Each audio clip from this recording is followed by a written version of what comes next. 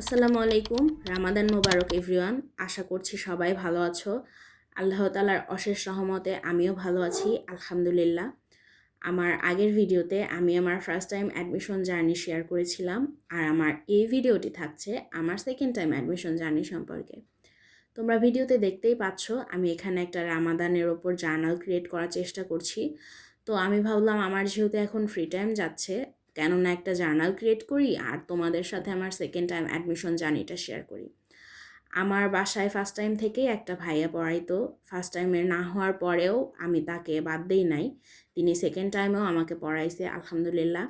আর ভাইয়া অনেক ভালো পড়াইতো। ভাইয়ার কাছে পড়ার পরে আমার অ্যাকচুয়ালি আর কোনো গ্যাপ ছিল না। কিছুদিন যাওয়ার পরে আমি একটা কোচিংয়ে ভর্তি হই। কোচিংয়ে আমি ডেইলি এক্সামগুলো দেওয়ার চেষ্টা করতাম।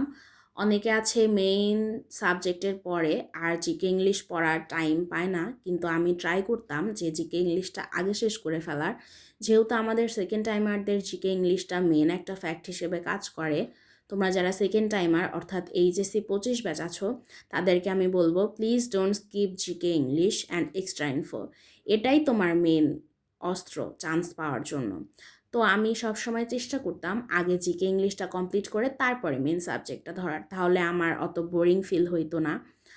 আর আমি সবসময় চেষ্টা করতাম কোচিংয়ের পরীক্ষাতে অনেক ভালো করার, কারণ সেটা আমার জন্য মোটিভেশন হিসেবে কাজ করতো।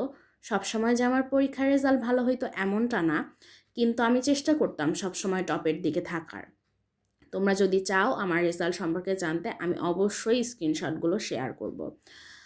আর সেকেন্ড টাইমারদের আমি বলবো, যারা মেডিকেল প্রফেশনে আসতে চাও, তোমরা যেহেতু এখন জিএসটির প্রিপারেশন নিচ্ছ অনেকেই, তোমরা যদি একবারে জিএসটি শেষ করে আসতে চাও এই প্রিপারেশনে, তাহলে অনেকটা লেট হয়ে যাবে।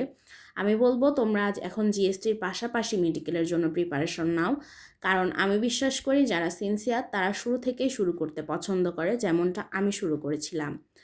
তোমাদের অনেকের হয়তো জানা আছে, যারা আমার প্রথম ভিডিওটি দেখেছো, আমি দেশের টপ একটা ইউনিভার্সিটিতে ভর্তি ছিলাম। তো সেক্ষেত্রে আমার বিভিন্ন অফিসিয়াল পারপাসে ইউনিভার্সিটিতে গিয়ে বিভিন্ন কাজ করতে হইতো। এই জন্য আমার কোচিংয়ের পরীক্ষা গ্যাপ পড়ে যাইতো, কিন্তু আমি রিভিউ, উইকলি এক্সাম বা টিউটোরিয়াল যাই বলো নাকি, তো সেগুলোর আগে আমি পড়ারগুলা ক্লিয়ার করার চেষ্টা করতাম, যাতে আমার রিভিউ এক্সামগুলো ভালো হয় বা টিউটোরিয়াল বা উইকলি এক্সামগুলো ভালো হয়। তোমরা যারা এইচএসসি 25 ব্যাচ আছো তারা হয়তো এই টার্মগুলো বুঝবা। এইচএসসি 26 ব্যাচের জন্য একটু নতুন, কিন্তু তোমরা যখন অ্যাডমিশন ফেজে আসবা অবশ্যই তোমরা বুঝতে পারবা। আর আমি চেষ্টা করতাম সব কোচিংয়ে যে প্রাইস অ্যানাউন্সড এক্সামগুলো থাকতো সেগুলো আমি অ্যাটেন্ড করার চেষ্টা করতাম। আলহামদুলিল্লাহ আমি অনেকগুলো প্রাইজ পেয়েছিলাম এক্সাম দিয়ে। তোমরা যদি আরও ডিটেলসে জানতে চাও তাহলে অবশ্যই নিচে কমেন্ট করে জানাবা, আমি জানানোর চেষ্টা করব। ভিডিওটি ভালো লাগলে লাইক, কমেন্ট এবং শেয়ার করো। আসসালামু আলাইকুম।